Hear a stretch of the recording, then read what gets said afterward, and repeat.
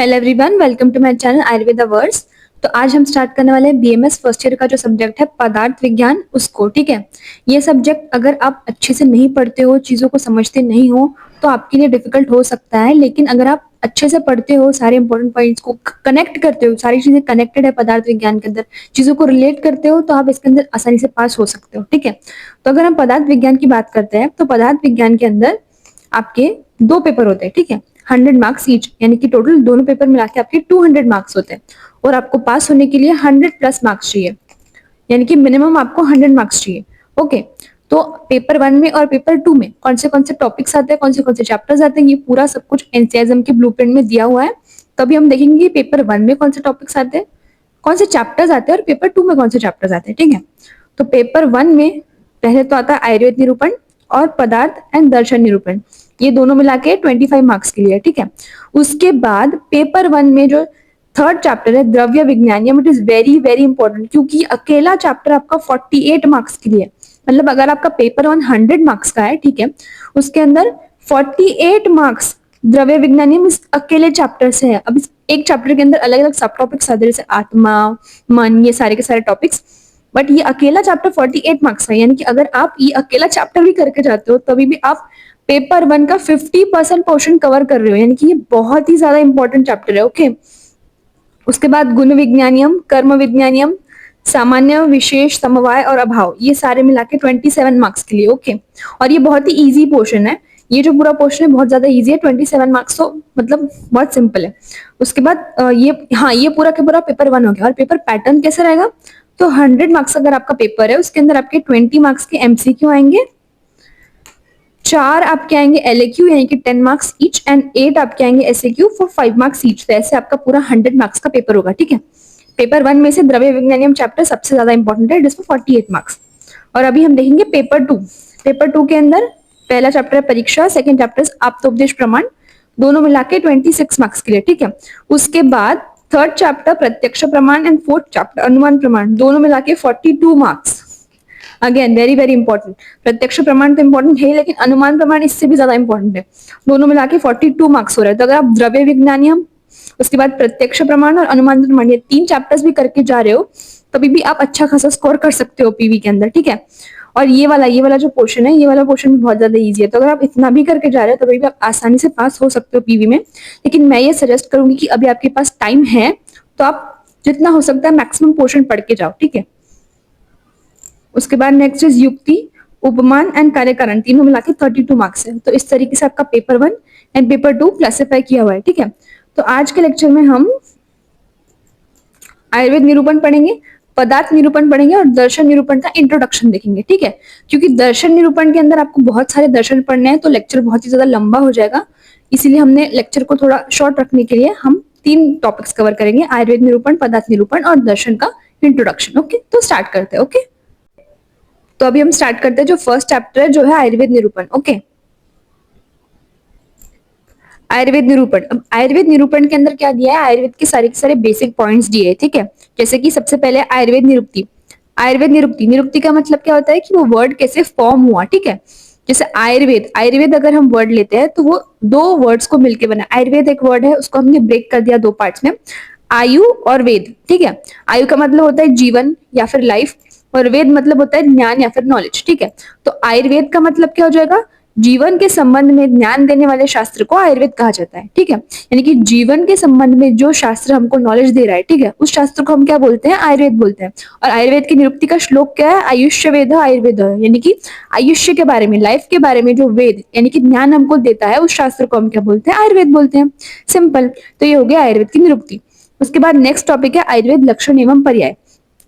आयु लक्षण एवं पर्याय, आयु लक्षण और आयु के पर्याय। ठीक है, आयु यानी कि क्या होता है, लाइफ होती है।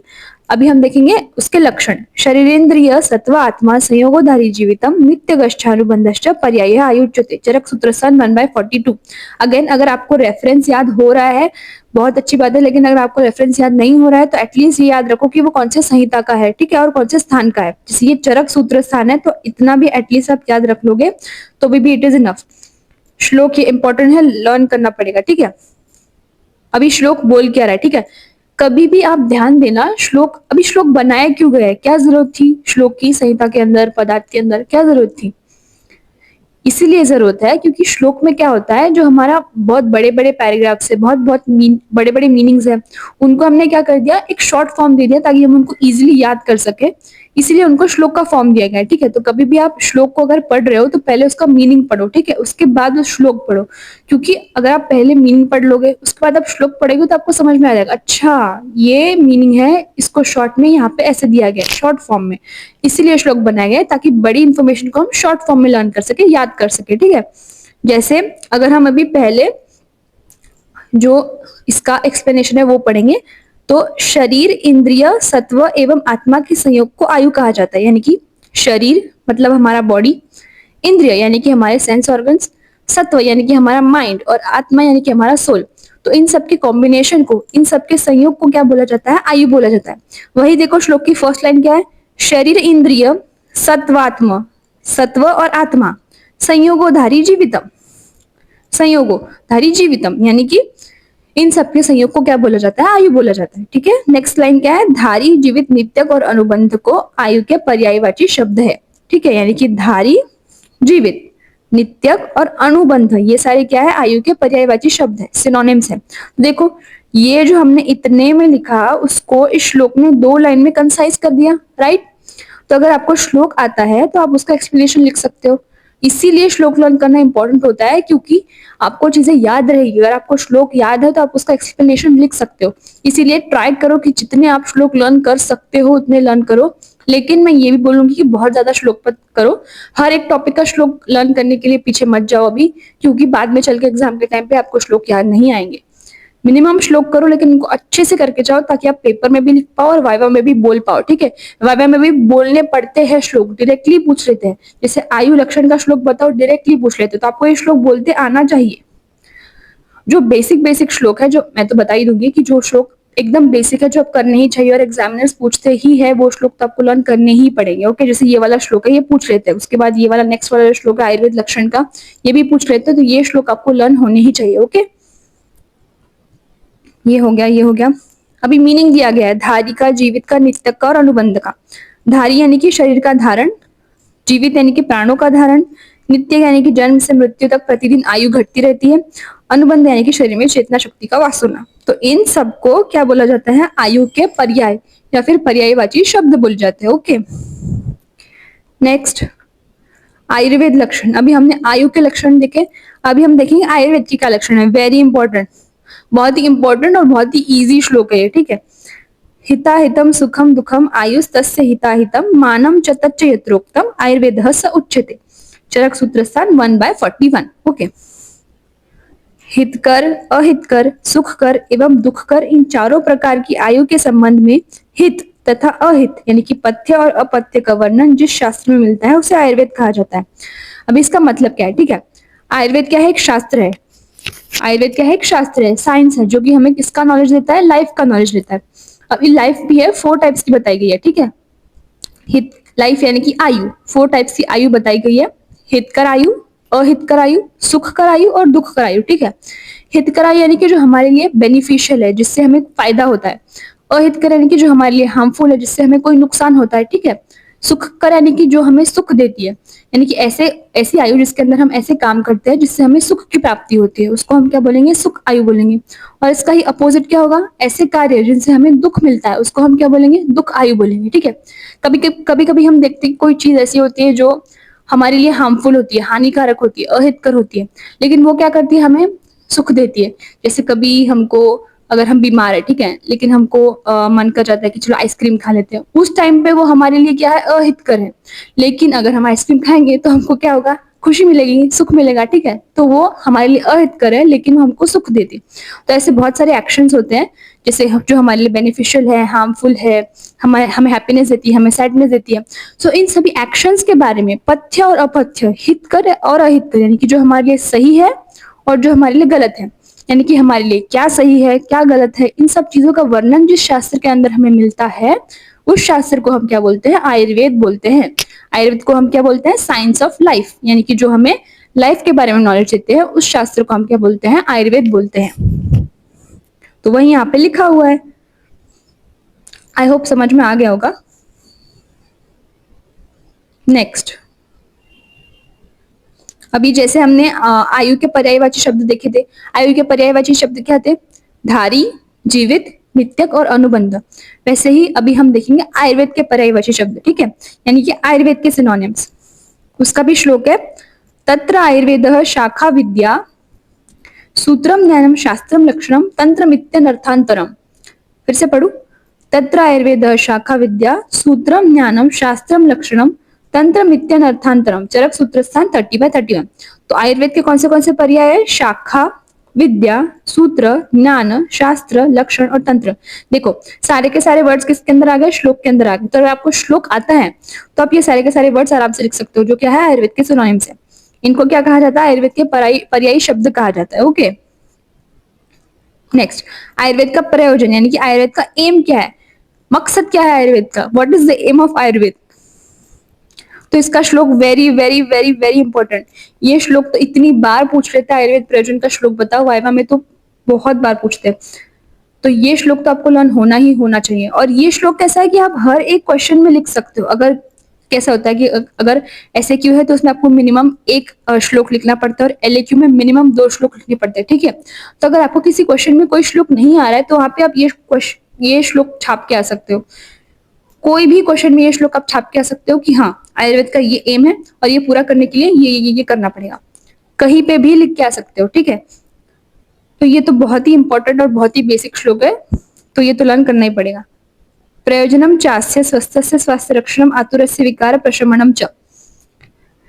तो आयुर्वेद के मेनली 2 एम्स है। कौन से? फर्स्ट क्या है?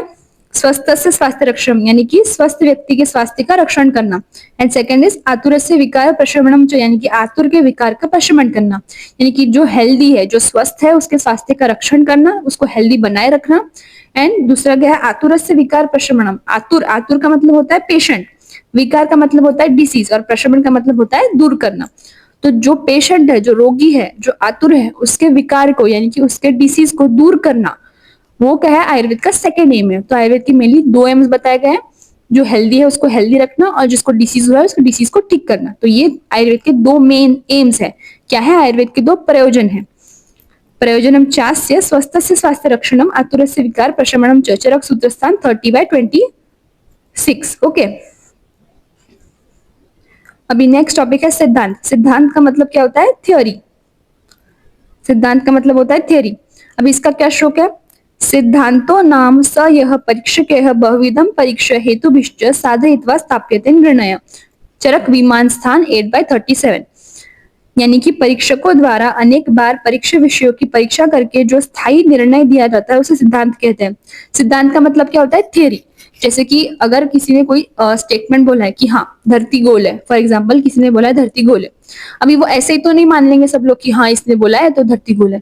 उसके ऊपर प्रॉपर एग्जामिनेशन होती है, बहुत सारे लोग जो है डिबेट करते हैं, उसके बाद उसका रीजनिंग होता है, ट्रायल्स होते हैं ना, उसके बाद उसको कंफर्म किया जाता है और फिर एक लीगल स्टेटमेंट दिया जाता है, राइट, कि हाँ सच में धरती गोल है, इसके ये प्रूफ है, इसलिए हम ये मान सकते हैं कि धरती गोल है। तो इसको हम क्या बोलते हैं? इसको हम बोलते हैं थ्योरी, जिसमें क्या होता है कि किसी चीज को, किसी स्टेटमेंट को बहुत सारे लोग जो है क्या करते हैं? परीक्षण करते हैं और फिर जो है एक स्थायी निर्णय देते हैं, ठीक है, एक फाइनल डिसीजन देते हैं, जिसको हम क्या बोलते हैं? एक फाइनल स्टेटमेंट देते हैं, जिसको हम क्या बोलते हैं? थ्योरी या फिर सिद्धांत। अनेक परीक्षकों द्वारा अनेक बार, बहुत सारे लोग जो है बहुत बार उसके ऊपर क्या करते हैं? परीक्षा करते हैं, जिसके बाद क्या होता है? एक स्थायी निर्णय दिया जाता है, ठीक है, एक फाइनल कंक्लूजन दिया जाता है, जिसको हम क्या बोलते हैं? सिद्धांत बोलते हैं। अभी सिद्धांत के भी टाइप्स बताए गए। सिद्धांत के टाइप्स कितने हैं? सिद्धांत के 4 टाइप्स है। अभी उसका भी श्लोक दिया गया है। स चतुर्विधः सर्वतंत्र सिद्धांतः प्रतितंत्र सिद्धांतः अधिकरण सिद्धांतः अभ्युपगम सिद्धांतश्चेति। चरक विमान स्थान 8/37। इसका और इसका रेफरेंस सेम है, ठीक है, सिद्धांत की डेफिनेशन का और सिद्धांत के टाइप्स का रेफरेंस सेम है। अभी अगर आपको ये श्लोक याद है तो आप ये चारों टाइप्स आसानी से लिख सकते हो, क्योंकि चारों के नाम जो है श्लोक के अंदर है। पहला टाइप क्या है? सर्वतंत्र सिद्धांत, देन प्रतितंत्र सिद्धांत, देन अधिकरण सिद्धांत और अभ्युपगम सिद्धांत, और लास्ट में बस लास्ट में चेति लगाना है, ठीक है। और स्टार्टिंग में स चतुर्विध, यानी कि वो 4 है, 4 सिद्धांत है। 4 सिद्धांत कौन से है? सर्वतंत्र, प्रतितंत्र, अधिकरण और अभ्युपगम, ठीक है। अभी मैं इसको एक बार आपको शॉर्ट में बता देती हूँ, ठीक है। पहला क्या है? सर्वतंत्र सिद्धांत। उसके अंदर क्या है, स्टार्टिंग में ही वर्ड देखो, सर्वतंत्र। सर्व यानी कि सबने जिसको एक्सेप्ट किया है, जिसको सारे के सारे शास्त्र एक्सेप्ट करते हैं, सभी के सभी परीक्षक एक्सेप्ट करते हैं, उस सिद्धांत को क्या क्या बोलेंगे हम, सर्वतंत्र सिद्धांत। नेक्स्ट है प्रतितंत्र। प्रतितंत्र यानी कि जो कुछ लोगों ने एक्सेप्ट किया है, कुछ शास्त्रों ने माना है और कुछ शास्त्रों ने नहीं माना है। जैसे इसका एग्जाम्पल एक है कि रस की संख्या। रस आपको पता है, किसी किसी शास्त्र ने रस की संख्या को 6 बताया है, किसी शास्त्रों ने रस की संख्या को 8 बताया, ठीक है। तो ये क्या हो गया, कुछ लोगों ने 6 माना, कुछ लोगों ने 8 माना, सबके लिए कॉमन है, थ्योरी है क्या, नहीं, किसी ने अलग माना है, किसी ने अलग माना है, तो इसको हम क्या बोलेंगे, प्रतितंत्र सिद्धांत। उसके बाद थर्ड टाइप आता है अधिकरण सिद्धांत। अधिकरण सिद्धांत मतलब अगर हम एक सिद्धांत को प्रूव करते हैं तो उसके रिलेटेड अगर कोई दूसरे सिद्धांत है तो वो अपने आप प्रूव हो जाएंगे, ठीक है। इसको हम क्या बोलेंगे, अधिकरण सिद्धांत बोलेंगे, ओके। यानी कि रिलेटेड सिद्धांत जो है वो प्रूव हो जाएगा अपने आप। एंड फोर्थ टाइप होता है अभ्युपगम सिद्धांत। इसको हम क्या बोलते हैं, टेम्पररीली एक्सेप्टेड, यानी कि इसका प्रॉपर अभी फाइनल डिसीजन नहीं दिया गया है, बट इसको टेम्पररीली एक्सेप्ट किया गया है। इसको हम क्या बोलेंगे, अभ्युपगम सिद्धांत बोलेंगे। तो ये क्या है, सिद्धांत के 4 टाइप्स है, ओके। कभी कभी क्वेश्चन आ जाता है या फिर वाइवा में भी पूछ लेते हैं, ओके। तो अभी हम लोग जो चारों सिद्धांत है उनका एक्सप्लेनेशन देख लेते हैं, ठीक है। सर्वतंत्र सिद्धांत। सर्वतंत्र सिद्धांत यानी कि क्या है, यूनिवर्सल थ्योरी, जो सिद्धांत सभी शास्त्रों एवं विद्वानों द्वारा माना गया है, सर्वसम्मत है, जैसे कि रोगों का कारण, पंचमहाभूत सिद्धांत, जिसको सबने माना है, वो क्या है, सर्वतंत्र सिद्धांत। नेक्स्ट क्या है, प्रतितंत्र सिद्धांत, यानी कि नॉन यूनिवर्सल थ्योरी, भिन्न शास्त्रों में भिन्न रूप में माना गया है। जैसे इसका उदाहरण क्या है, रसों की संख्या किसी ने 6 मानी है, किसी ने 8 मानी है, यानी कि डिफरेंट ओपिनियंस है, उसको हम क्या बोलेंगे, प्रतितंत्र सिद्धांत। नेक्स्ट है अधिकरण सिद्धांत, यानी कि इम्प्लाइड थ्योरी। ये वह सिद्धांत है जिसके सिद्ध होने पर इससे संबंधित अन्य कुछ सिद्धांत भी सिद्ध हो जाते हैं, वो क्या है, अधिकरण सिद्धांत है। नेक्स्ट है अभ्युपगम सिद्धांत, यानी कि हाइपोथेटिकल थ्योरी। यदि किसी अप्रमाणित, अपरीक्षित, अनुपदिष्ट बात का वैद्य गण वाद विवाद के समय मान लेते हैं, उसे हम अभ्युपगम सिद्धांत कहा जाता है, यानी कि वो टेम्पररीली एक्सेप्टेड है। वाद विवाद के टाइम पे बस उसको मान लेते हैं, लेकिन आगे चल के उसको कैंसिल भी कर सकते हैं, टेम्पररीली एक्सेप्ट किया गया है, उसको हम क्या बोलेंगे, अभ्युपगम सिद्धांत बोलेंगे। तो ये क्या है, सिद्धांत के 4 टाइप्स है। नेक्स्ट है आयुर्वेद के मौलिक सिद्धांत। अभी आयुर्वेद के कुछ मौलिक सिद्धांत होते हैं जो मतलब फिक्स्ड है, सब लोग मानते हैं उन सिद्धांतों को, यूनिवर्सल लॉज जो है उनको क्या, उनके बारे में अभी हम पढ़ेंगे, ठीक है। फर्स्ट क्या है, पंचमहाभूत सिद्धांत, बहुत ही बेसिक सिद्धांत, आयुर्वेद का सबसे बेसिक सिद्धांत। सर्वद्रव्यम पांचभौतिक अस्मिन् अर्थे चरक सूत्रस्थान 26/10, यानी कि ब्रह्मांड में उपस्थित सभी द्रव्य पंच महाभूतों के मेल से बने। सब कुछ आपके आसपास भी आपको जो भी कुछ दिख रहा है, आपकी बॉडी, हमारी बॉडी भी पंच महाभूत से बनी होती है। सब कुछ किससे बना है, पंच महाभूत से, ऐसा आयुर्वेद ने बताया है, ठीक है। अभी पंच महाभूत कौन से होते हैं, पंच महाभूत होते हैं आकाश, वायु, अग्नि, जल और पृथ्वी। आकाश यानी कि स्पेस, वायु यानी कि एयर, अग्नि यानी कि फायर, वाटर यानी कि जल, एंड पृथ्वी यानी कि अर्थ। तो ये क्या है, हमारे 5 पंच महाभूत है, ओके। शब्द, स्पर्श, रूप, रसगंध, ये 5 इंद्रिय ग्राह्य गुण क्रमशः इन 5 महाभूतों के विशेष गुण है। अभी हर एक जो महाभूत होता है उसके कुछ विशेष गुण होते हैं और कुछ सामान्य गुण होते हैं, ठीक है। तो जो 5 महाभूत है उसके 5 विशेष गुण कौन से है, आकाश का है शब्द, उसके बाद वायु का है स्पर्श, अग्नि का है रूप, जल का है रस और पृथ्वी का है गंध। तो ये क्या है, इन सबके 5 विशेष गुण है जो कि क्या है, इंद्रिय ग्राह्य। अभी इंद्रिय क्या होता है, इंद्रिय का मतलब होता है हमारी सेंस ऑर्गन्स जो होते हैं, ठीक है। तो सेंस ऑर्गन से हम जिस चीज को गेन करते हैं, जो नॉलेज को गेन करते हैं, उसको हम क्या बोलेंगे, इंद्रियार्थ, इंद्रिय ग्राह्य गुण बोलेंगे, ठीक है। और इन 5 महाभूतों के 5 इंद्रिय ग्राह्य गुण है। जैसे आकाश महाभूत का इंद्रिय ग्राह्य गुण कौन सा है, शब्द। वायु महाभूत का कौन सा है, स्पर्श। तो ऐसे 5 महाभूतों के 5 विशेष गुण बताए गए हैं जो कि क्या है, शब्द, स्पर्श, रूप, रस और गंध, ओके। इसके बारे में आगे हम पढ़ेंगे नेक्स्ट चैप्टर में। गुण वाला जो चैप्टर है उसके अंदर इसका डिटेल एक्सप्लेनेशन दिया हुआ है, अभी जितना नेसेसरी है हम लोग उतना ही पढ़ेंगे। नेक्स्ट इज त्रिदोष सिद्धांत, अगेन वेरी इंपॉर्टेंट। और ये श्लोक दिस श्लोक इज वेरी वेरी इंपॉर्टेंट। पदार्थ विज्ञान, संहिता, रचना, क्रिया सब के अंदर लिख सकते हो ये श्लोक आप। वायु पित्त कफश्चेति त्रयोदोषाः समासतः विकृता विकृता देहम हन्ति ते वर्तन्ति च। वायु पित्त कफश्चेति त्रयोदोषाः समासतः, यानी कि वात, पित्त और कफ, ये क्या है, हमारी बॉडी के 3 दोष है। और ये अगर सामान्य अवस्था में होते हैं, समावस्था में होते हैं तो क्या होता है, स्वास्थ्य रहता है। लेकिन अगर ये विकृत हो जाते हैं तो क्या हो जाता है, रोग उत्पन्न हो जाता है, व्याधि उत्पन्न हो जाती है। आयुर्वेद में वात पित्त कफ को त्रिदोष कहा गया है। यह सब सामान्य अवस्था या साम्य अवस्था में होता है तब शरीर स्वस्थ रहता है, स्वास्थ्य की स्थापना होती है। जब यह विषम हो जाते हैं तब त्रिविध रोगों को उत्पन्न करते हैं। तो अभी नेक्स्ट टॉपिक क्या है, ये हो गया त्रिदोष सिद्धांत। अभी नेक्स्ट टॉपिक है लोक पुरुष साम्य सिद्धांत। लोक पुरुष साम्य सिद्धांत। लोक का मतलब होता है ब्रह्मांड, ठीक है। जो भी हमारे आसपास है उसको हम क्या बोलेंगे, लोक बोलेंगे, ठीक है। और पुरुष का मतलब होता है हम, यानी कि हमारी बॉडी, ठीक है। तो ऐसा कहा गया है कि जो चीजें लोक में है, जो भाव लोक में है, वही जो है भाव हमारे अंदर भी है। जैसे अगर कोई कंपोनेंट बाहर है, बाहर की दुनिया में है, तो वैसा ही कंपोनेंट हमारी बॉडी में भी है, ऐसा कहा गया है कि लोक और पुरुष इन दोनों में साम्यता है। तो इस साम्यता को जो बताता है उस सिद्धांत को हम क्या बोलेंगे, लोक पुरुष साम्य सिद्धांत बोलेंगे। जैसे कि पुरुष लोक के स्वरूप वाला होता है, यानी कि लोक में जो मूर्तिमान भाव है वह भाव विशेष पुरुष में भी होते हैं, यानी कि जो भाव लोक में है, ब्रह्मांड में है, वही भाव जो है पुरुष में भी होते हैं। अब इसके कुछ एग्जाम्पल दिए गए, जैसे कि लोकगत भाव और पुरुषगत भाव बताया गया है। तो पृथ्वी जो भाव है हमारा, पुरुषगत भाव उसका कौन सा है, मूर्ति, यानी कि बॉडी, ठीक है। पृथ्वी का काम क्या होता है, स्टेबिलिटी प्रोवाइड करना, स्ट्रक्चर प्रोवाइड करना, और हमारे में वो काम कौन सा होता है, मूर्ति, यानी कि हमारी बॉडी का फॉर्मेशन, ठीक है। नेक्स्ट है आप मतलब होता है वाटर। क्लेद का मतलब क्या होता है, गीलापन, ठीक है। अग्नि का मतलब है फायर। संताप मतलब भी फायर होता है, एक टाइप से अग्रेसिवनेस। वायु का मतलब होता है प्राण, मतलब कि जैसे जो लोक है, जो ब्रह्मांड है उसके अंदर वायु है, वैसे ही हमारे अंदर क्या है, प्राण है, ठीक है। जैसे प्राण वायु बोलते हैं ना हम। उसके बाद ब्रह्मा और पुरुषगत भाव कौन सा है उसका, अंतरात्मा।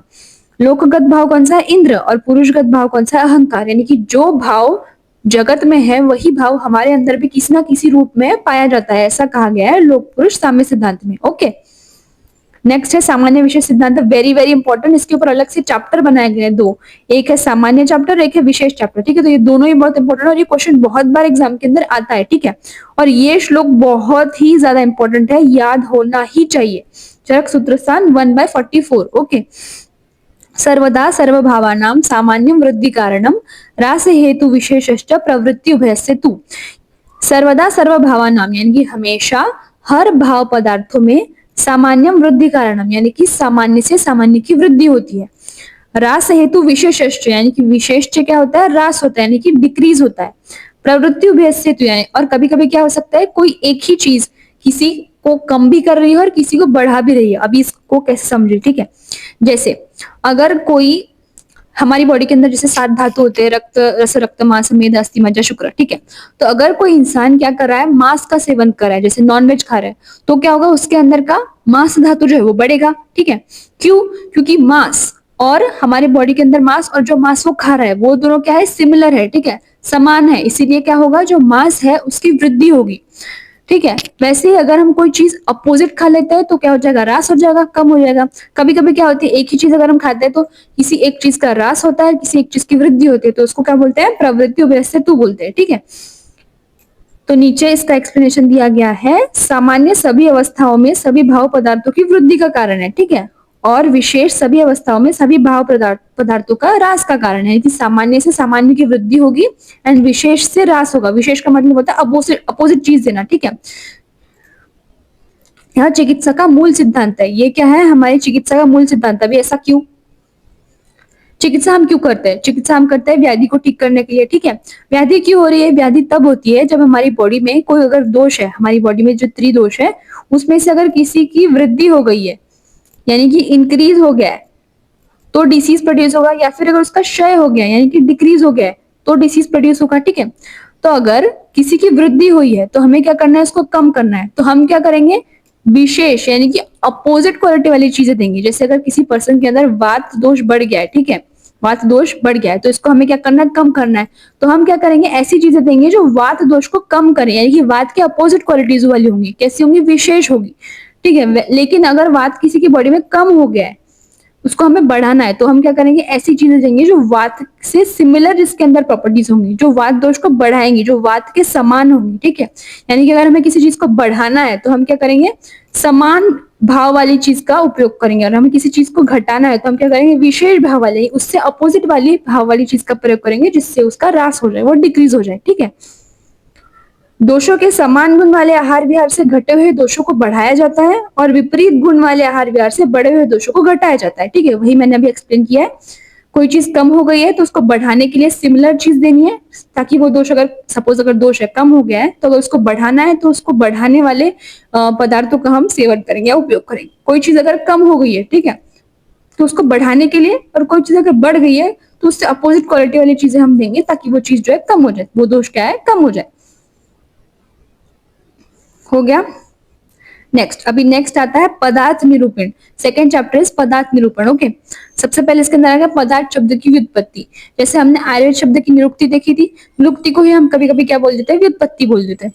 तो पदार्थ शब्द की व्युत्पत्ति क्या है? पदार्थ शब्द दो शब्दों से मिलकर बना है, पद और अर्थ। ठीक है, पद का मतलब होता है कोई भी शब्द या अक्षर, और अर्थ का मतलब होता है मीनिंग। अर्थ का मतलब तो मीनिंग ही समझते हैं ना। शब्द से ध्यान होने वाली वस्तु या विषय, यानी कि जिस उस शब्द से जिस चीज का ध्यान हो रहा है उसको हम क्या बोलेंगे, उसका अर्थ बोलेंगे। तो वैसे ही अब देखो, पद मतलब हो गया शब्द और अर्थ मतलब हो गया मीनिंग। तो कोई भी अर्थपूर्व शब्द अगर होगा, यानी कि कोई भी मीनिंगफुल अगर वर्ड है, तो उसको हम क्या बोलेंगे, पदार्थ बोलेंगे। वैसे अगर हम इन जनरल देखेंगे तो क्या होता है, पदार्थ मतलब होता है कोई भी सब्सटेंस। लेकिन अगर उसको हम थेरोटिकली देखेंगे, यानी कि कोई भी अगर मीनिंगफुल वर्ड है, जैसे कि टेबल है, ठीक है, टेबल को हम क्या बोलेंगे, पदार्थ बोलेंगे, क्योंकि उसके अंदर पद है टेबल, और उसका हमें अर्थ पता है कि हाँ टेबल मतलब ये होता है, यानी कि वो एक मीनिंगफुल वर्ड है और उसका एक मीनिंग है। ठीक है, इसलिए हम उसको क्या बोलेंगे, एक पदार्थ बोलेंगे। और इसके ऊपर ही, पदार्थ के ऊपर ही पूरा पदार्थ विज्ञान जो सब्जेक्ट है बेस्ड, अलग अलग पदार्थों के बारे में हम पढ़ते हैं पदार्थ विज्ञान के अंदर। अभी पदार्थ का मतलब कोई भी non living materialistic thing he नहीं होता है, नॉन मटेरियलिस्टिक थिंग को भी हम पदार्थ में काउंट करते हैं। तो यही तो मैजिक है आयुर्वेद का। कुछ कुछ चीजें जो हमें दिखती भी नहीं है उनको भी हम एज ए पदार्थ कंसिडर करते हैं, उनकी स्टडी करते हैं पदार्थ विज्ञान के अंदर। पदार्थ परिभाषा। पदस्य अर्थः पदार्थ, यानी कि पद के अर्थ को कहा जाता है पदार्थ। अभी पदार्थ के लक्षण, पदार्थ के 3 लक्षण बताए गए। ठीक है, षण्णाम अपि पदार्थानाम अस्तित्व अभिधेयत्व ध्येयत्वानि। अस्तित्व, ध्येयत्व, अभिधेयत्वानि, 3 पदार्थ के 3 लक्षण माने जाते हैं। फर्स्ट क्या है, अस्तित्व, यानी कि एग्जिस्टेंट, यानी कि पदार्थ के होने का भाव, उसका अस्तित्व है, यानी कि पहले तो वो चीज एग्जिस्ट करनी चाहिए। सेकंड क्या है, देयत्व, यानी कि पदार्थ का ज्ञान प्राप्त किया जा सकता है। नोएबिलिटी, यानी कि उसका कुछ ना कुछ ज्ञान हो। ठीक है, थर्ड क्या है, अभिधेयत्व, नेमेबिलिटी, यानी कि पदार्थ की नाम या संज्ञा दी जा सकती है। पहले तो उसका एग्जिस्टेंस होना चाहिए, नेक्स्ट क्या है, उसके बारे में हम कुछ ना कुछ ज्ञान होना चाहिए, एंड थर्ड उसका कुछ ना कुछ नाम होना चाहिए। तो अस्तित्व, देयत्व, अभिधेयत्व, ये तीनों क्वालिटीज जिसके अंदर होंगी उसको हम क्या बोलेंगे, पदार्थ बोलेंगे। पद के अर्थ को ही क्या कहा जाता है, पदार्थ कहा जाता है। कोई भी मटेरियल सब्सटेंस जो है, मीनिंगफुल जो है, जिसका हमें मीनिंग पता है, उसका हमें कुछ ना कुछ ज्ञान है, उसको हम क्या बोलेंगे, पदार्थ बोलेंगे। अभी अलग अलग दर्शनों में और अलग अलग संहिताओं में पदार्थ की संख्या अलग अलग बताई गई है। ठीक है, जैसे सुश्रुत संहिता में असंख्य बताई गई है, मतलब सुश्रुत संहिता मानता है कि बहुत सारे पदार्थ है भैया, गिन ही नहीं सकते। असंख्य, जितने मानने उतने मान लो, बहुत सारे। ठीक है, असंख्य। चरक संहिता ने 2 टाइप्स के बताए। पहले तो उन्होंने 2 टाइप बताए पदार्थ के, सत और असत। सत का मतलब होता है एग्जिस्टिंग, यानी कि जिनका कुछ एग्जिस्टेंस है, वो क्या है, सत पदार्थ है। सेकेंड क्या है, असत। असत यानी कि नॉन एग्जिस्टिंग, यानी कि जो एग्जिस्ट नहीं करते हैं, ऐसे पदार्थ। ये हो गया फर्स्ट क्लासिफिकेशन। देन चरक संहिता के अकॉर्डिंग सेकंड क्लासिफिकेशन में उन्होंने 6 टाइप्स के पदार्थ बताए। सामान्य, विशेष, गुण, द्रव्य, कर्म, समवाय। अभी आप नेक्स्ट वाला देखो। ठीक है, वैशेषिक दर्शन। वैशेषिक दर्शन ने 6 माने हैं, द्रव्य, गुण, कर्म, सामान्य, विशेष, समवाय। अभी आप चरक का ये वाला क्लासिफिकेशन देखो एंड वैशेषिक का ये वाला क्लासिफिकेशन देखो, दोनों में टर्म सेम ही है लेकिन उनका ऑर्डर चेंज है। तो ये आपको याद रखना पड़ेगा। माने इन्होंने भी 6 पदार्थ है, इन्होंने भी 6 पदार्थ माने, चरक ने भी और वैशेषिक दर्शन ने भी, लेकिन उन्होंने ऑर्डर अलग अलग माना है, प्रायोरिटी जो है अलग अलग दी है। इसमें ऑर्डर क्या है, सामान्य, विशेष, गुण, द्रव्य, कर्म, समवाय। इसमें ऑर्डर क्या है, द्रव्य, गुण, कर्म, सामान्य, विशेष, समवाय। तो ये आपको याद रखना पड़ेगा कि चरक संहिता ने क्या ऑर्डर बताया और वैशेषिक दर्शन ने क्या ऑर्डर बताया। ठीक है, नेक्स्ट है वेदांत दर्शन। वेदांत दर्शन ने एक ही माना है पदार्थ, जो कि है एक, जो क्या, ब्रह्मा। एक ही पदार्थ है, ब्रह्मा। नेक्स्ट है सांख्य दर्शन। सांख्य दर्शन ने 25 तत्व माने हैं। ठीक है, 25 पदार्थ। पुरुष यानी कि मेल कंपोनेंट, प्रकृति यानी कि फीमेल कंपोनेंट, महत, अहंकार, एकादश इंद्रिय। अभी एकादश इंद्रिय क्या होते हैं? 5 होते हैं ज्ञानेंद्रिय, 5 होते हैं कर्मेंद्रिय और एक होता है अध्यात्मिक मन। 5 ज्ञानेंद्रिय यानी कि जिससे हमें ज्ञान होता है, ठीक है। जैसे जो हमारे 5 सेंस ऑर्गन्स है, जो हमारे 5 सेंस ऑर्गन्स है उनको हम क्या बोलते हैं? 5 ज्ञानेंद्रिय बोलते हैं। उसके बाद 5 कर्मेंद्रिय यानी कि 5 ऐसे ऑर्गन जिससे हम कोई ना कोई काम कर रहे हैं। तो 5 ज्ञानेंद्रिय कौन से होते हैं? चक्षु यानी कि आईज, उसके बाद घ्राण यानी कि नोज, कर्ण यानी कि ईयर, जीवा यानी कि टंग और त्वक यानी कि स्किन। ये हमारे 5 सेंस ऑर्गन्स हैं, इनको हम क्या बोलेंगे? 5 ज्ञानेंद्रिय बोलेंगे। उसके बाद 5 कर्मेंद्रिय कौन से होंगे? पहला तो होगा वाक यानी कि हमारा ऑर्गन ऑफ स्पीच, माउथ। उसके बाद पानी यानी कि हैंड्स, वाक, पानी। उसके बाद पाद यानी कि हमारे फीट, लेग्स, ठीक है। उसके बाद है पायु यानी कि anal region for excretion, and then उपस्थ means genital organs for reproduction. तो ये 5 हमारे कर्मेंद्रिय है। उसके बाद एक आता है मन, और मन को क्या कहा जाता है? उभयात्मक, क्योंकि वो ज्ञान गेन करने का भी काम करता है और कर्म भी करता है, यानी कि वो ज्ञानेंद्रिय भी है और कर्मेंद्रिय भी है, इसलिए हम उसको क्या बोलते हैं? उभयात्मक। वो क्या है? उभयात्मक मन। तो ये हमारे क्या है? 11 इंद्रिय यानी कि एकादश इंद्रिय, 5 ज्ञानेंद्रिय, 5 कर्मेंद्रिय और एक उभयात्मक मन। तो ये टोटल हो गए 11 इंद्रिय। उसके बाद पंच तन्मात्रा और पंच महाभूत। पंच तन्मात्रा से पंच महाभूत की उत्पत्ति होती है, ओके। और पंच तन्मात्रा कौन से होते हैं? शब्द, स्पर्श, रूप, रस, गंध। जो हमने क्या देखा था? पांच महाभूत के क्या होते हैं? विशेष गुण होते हैं, और इनसे ही क्या होती है? पंच महाभूत की उत्पत्ति होती है। योग दर्शन ने 26 तत्व माने हैं, उपरोक्त 25 यानी कि ये कितने हैं? 25, और इसके अंदर एक और ऐड कर दिया ईश्वर, तो ये 26 तत्व माने हैं योग दर्शन ने। उसके बाद जैन दर्शन ने 7 माने हैं पदार्थ: जीव, अजीव, आश्रव, बंध, संबर, निद्रा और मोक्ष, ठीक है। इसका मीनिंग हम जब दर्शन को डिटेल में पढ़ेंगे तब उसके बारे में जानेंगे, ठीक है। ये पदार्थ वाला चैप्टर भी खत्म हो गया। इसमें से क्वेश्चन आ जाता है, इसमें से क्वेश्चन एक ऐसा आ सकता है कि पदार्थ की परिभाषा लिखो, पदार्थ के लक्षण लिखो, और पदार्थ के अलग अलग दर्शनों ने, संहिताओं ने क्या संख्या बताई है वो लिखो। क्वेश्चन आ सकता है, आया है प्रीवियस ईयर में भी, तो इसको भी पढ़ लेना, ठीक है। नेक्स्ट है दर्शन निरूपण, ठीक है। अभी दर्शन का लक्षण: दृश्यते यथार्थ तत्वम अनेन इति दर्शनम। सिंपल सा श्लोक है और इजी है लर्न करना, ठीक है। दृश्यते यथार्थ तत्वम अनेन इति दर्शनम। अब इसका मीनिंग क्या है? जो शास्त्र यथार्थ तत्वों को समझने का दृष्टिकोण प्रदान करता है उसे हम क्या करते हैं? कहते हैं दर्शन कहते हैं। सिंपल आप समझो, ठीक है। दर्शन का मतलब क्या है? दृश्यते यथार्थ तत्वम, ठीक है। कोई भी तत्व है, कोई भी चीज है, उसके बारे में हमें देख के जो यथार्थ ज्ञान प्राप्त हो रहा है, कि जो जैसा का वैसा है। जैसे कि मेरे सामने क्या है? फोन है। इसका मुझे क्या ज्ञान हो रहा है? कि हाँ ये फोन है, मुझे पता है ये फोन है। मुझे क्यों लगता है कि ये फोन है? क्योंकि मुझे पता है फोन कैसे दिखता है। जो वो जैसा है मुझे वैसा ही उसका ज्ञान हो रहा है, ठीक है। वैसा ही जैसा उसका दर्शन हो रहा है, जैसे मुझे वो दिख रहा है, मुझे उसका वैसा ही ज्ञान हो रहा है। तो उसको हम क्या बोलेंगे? दर्शन। दृश्यते यथार्थ तत्वम अनेन इति दर्शन, में कि जैसे दिख रहा है वैसा ही उसका ज्ञान होना, उसको हम क्या बोलेंगे? दर्शन बोलेंगे। भारतीय दर्शनों का मूल स्रोत क्या है? वेद है, ठीक है। सबसे ज्यादा प्रमुख अगर किसी को माना जाता है तो वो क्या होता है? वेद होते हैं। अभी दर्शनों के अगेन 2 टाइप्स बताए गए हैं: आस्तिक दर्शन और नास्तिक दर्शन। आस्तिक, ये देखो जैसे नॉर्मली होता है आस्तिक और नास्तिक का मीनिंग, वैसे ही इसमें भी आस्तिक दर्शन नास्तिक दर्शन है। आस्तिक यानी कि जो भगवान में मानते हैं, ठीक है, कि भगवान है। उसके बाद परलोक है, ऐसा जो लोग मानते हैं, यानी कि हेवन है, स्वर्ग है, ऐसे जो लोग मानते हैं। उसके बाद जो वेदों को प्रमाण मानते हैं, ऐसे जो लोग होते हैं उनको हम क्या बोलेंगे? आस्तिक। और इसके अपोजिट यानी कि जो नहीं मानते कि भगवान नहीं होते हैं, उसके बाद वेद नहीं होते हैं, उसके बाद स्वर्ग नहीं होता है, ये सब कुछ नहीं होता है, ये सब कुछ ऐसा मानने वाले जो लोग होते हैं, ऐसे सारे जो दर्शन होते हैं उनको हम क्या बोलते हैं? नास्तिक दर्शन बोलते हैं। आस्तिक दर्शन का श्लोक क्या है? अस्ति परलोक इत्येव मतिर्यस्य स आस्तिक, यानी कि अस्ति परलोक यानी कि परलोक है, इत्येव मतिर्यस्य ऐसा जिनका मत है, स आस्तिक उनको हम क्या बोलेंगे? आस्तिक। और नास्तिक दर्शन क्या है? नास्ति परलोक, परलोक नहीं है, इत्येव मतिर्यस्य ऐसा जिनका मत है, स नास्तिक उनको हम क्या बोलेंगे? नास्तिक। अभी वेदों को प्रमाण मानने वाले, परलोक को मानने वाले, ईश्वर पर श्रद्धा रखने वाले, इनको हम क्या बोलेंगे? आस्तिक। और इसके अपोजिट यानी कि जो वेदों को नहीं मानते, परलोक को नहीं मानते, ईश्वर पर श्रद्धा नहीं रखते, उनको हम क्या बोलेंगे? नास्तिक। अभी आस्तिक दर्शन की संख्या बताई गई है 6, नास्तिक की बताई गई है 3, ठीक है। आस्तिक दर्शन कौन से है? सांख्य दर्शन, योग दर्शन, वैशेषिक दर्शन, न्याय दर्शन, पूर्व मीमांसा और उत्तर मीमांसा। ये 6 क्या है? आस्तिक दर्शन। और नास्तिक दर्शन क्या है? चारवाक, बौद्ध और जैन, ये 3 है हमारे नास्तिक दर्शन। तो नाम आपको याद रखने पड़ेंगे, 6 आस्तिक दर्शन और 3 नास्तिक दर्शन के।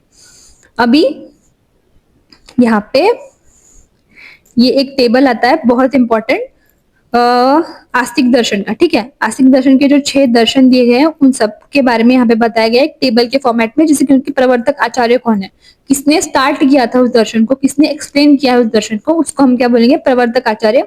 तो 6 के 6 दर्शनों के आचार्यों के नाम दिए गए। उसके बाद उसके प्रमुख सिद्धांत, हर एक जो दर्शन है उन्होंने अपना अपना एक अलग अलग सिद्धांत माना है, अलग अलग थ्योरी मानी है, अलग अलग वाद माना है। जैसे सांख्य दर्शन ने क्या माना है, सत्कार्यवाद, परिमाणवाद। उसके बाद वैशेषिक दर्शन ने असत्कार्यवाद माना है। देखो यहाँ पे सत्कार्यवाद है, यहाँ पे क्या है, असत्कार्यवाद है। न्याय दर्शन ने असत्कार्यवाद माना है। पूर्व मीमांसा ने कर्म विपाकवाद माना है। उत्तर मीमांसा ने विवर्तवाद माना है। तो अलग अलग वाद माने हैं, ठीक है। उसके बाद प्रमाण, वेरी इंपॉर्टेंट, प्रमाण का नंबर कि कौन से दर्शन ने कितने प्रमाण माने और कौन से प्रमाण माने, ये तो आपको याद होना ही होना चाहिए, ये एमसीक्यू में पूछ लेते हैं, ठीक है। नेक्स्ट है उसके पर्याय, यानी कि उसको और कौन से नाम से जाना जाता है। जैसे सांख्य दर्शन को निरीश्वर दर्शन माना जाता है, अगर आपको याद होगा तो सांख्य दर्शन ने 25 तत्व बताए थे और योग दर्शन ने 26 माने थे, क्योंकि उन्होंने 26वां तत्व कौन सा माना था, ईश्वर। इसीलिए योग दर्शन को सेश्वर सांख्य कहा जाता है और सांख्य दर्शन को निरीश्वर, क्योंकि वो लोग ईश्वर को नहीं मानते, ठीक है। ईश्वर को मानते हैं बट उन्होंने ईश्वर को एज तत्व नहीं माना है। योग दर्शन वालों ने ईश्वर को एज ए तत्व माना है, इसलिए उनको सेश्वर सांख्य बोला जाता है। वैशेषिक दर्शन, औलुक्य दर्शन, न्याय दर्शन को तर्क विद्या, आन्वेक्षिकी विद्या, पूर्व मीमांसा को मीमांसा, उत्तर मीमांसा को वेदांत दर्शन कहा जाता है। तो ये पूरा का पूरा टेबल बहुत ही ज्यादा इंपॉर्टेंट है और ये आपको याद होना चाहिए, ठीक है। अभी जैसे हमने आस्तिक दर्शन का टेबल देखा, वैसे हम लोग एक बार नास्तिक दर्शन का भी टेबल देख लेते हैं। तो ये सारे के सारे दर्शन के मैंने नोट्स बनाए हुए हैं, ठीक है। ये हम लोग जो लोग कोर्स पे एनरोल करेंगे उनको मैं पूरा के पूरा चैप्टर पढ़ा के दूंगी। ये बस एक डेमो लेक्चर है यूट्यूब के लिए। तो अगर आपको कोर्स के बारे में इंफॉर्मेशन चाहिए तो वो मैं इस लेक्चर के एंड में बताऊंगी। एंड ट्रस्ट मी, अगर आपने कुछ भी प्रिपेयर नहीं किया है ना, अगर आप इस कोर्स को ज्वाइन करोगे एंड अच्छे से फॉलो करोगे, आपको पास होने से कोई रोक ही नहीं सकता, क्योंकि इसके बाहर कुछ आने ही नहीं वाला। मैं हर एक पॉइंट कवर करा दूंगी कोर्स के अंदर। हम आपको पेपर्स भी प्रोवाइड करेंगे, पीवाईक्यू शीट्स भी देंगे, सब कुछ, डाउट सॉल्विंग, गाइडेंस। अगर आपको कोई भी छोटा से छोटा भी अगर आपको डाउट है किसी भी चीज से रिलेटेड, नॉट जस्ट सिलेबस, अगर आपको कैसे पढ़ना है, कोई टिप्स कैसे पढ़ना, नोट्स, क्वेश्चन को कैसे लिखना, कोई भी डाउट हो, every doubt of yours is hours. कि कोई भी अगर आपका डाउट हो उसको सॉल्व करने के लिए हम लोग हैं यहाँ पे, बट जिन्होंने कोर्स लिया है उनके लिए। तो मैं तो बोलूंगी कि फायदे में रहोगे भाई कोर्स लोगे तो।